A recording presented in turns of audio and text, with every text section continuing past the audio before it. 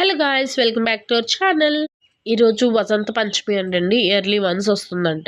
So అందుకని ఈరోజు నేను దేవుడికి పరమాన్నం చేసి పెడదాం అనుకున్నానండి. పాలు కానీ పాలతో చేసి ఏ స్వీట్ అయినా చేసి పెట్టచ్చంట. ఇదంతా నేను యూట్యూబ్లో చూసానండి. సో అందుకని చెప్పేసి పరమాన్నం చేసి దేవుడికి అయితే నైవేద్యంగా పెట్టాను.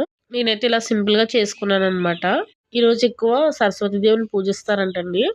అలాగే ఎప్పుడు పూజ చేసినా కూడా చాలా పాజిటివిటీగా అనిపిస్తుందనమాట నాకైతే. ఎవ్రీ ఫ్రైడే, సాటర్డే నేను పూజ చేస్తాననమాట. ఈరోజు నేనైతే ఇంట్లో క్యారెట్ ఫ్రై ఇంకా పాలకూర పప్పు చేశాననమాట. యాక్చువల్‌గా పాలకూర తింటే కిడ్నీలో రాళ్ళొస్తాయి అంటారు కదా! సో అందుకని నేను ప్రిఫర్ చేయను. ఈరోజు నాకు పాలకూర తినాలి అనిపించిందనమాట. సో అందుకని చెప్పి ఈరోజు పాలకూర తెమ్మని పాలకూర పప్పు వండానండి. పాలకూరలో టమాటా వేసి వండుకోకూడదు అంటారు కదా! సో అందుకని చెప్పి నేను టమాటా వేయలేదండి. ఉత్తి పాలకూర పప్పు వండాననమాట. అలాగే పాలకూర ఫ్రై కూడా చేసుకుంటారు. చాలా టేస్టీగా ఉంటుంది. Please subscribe.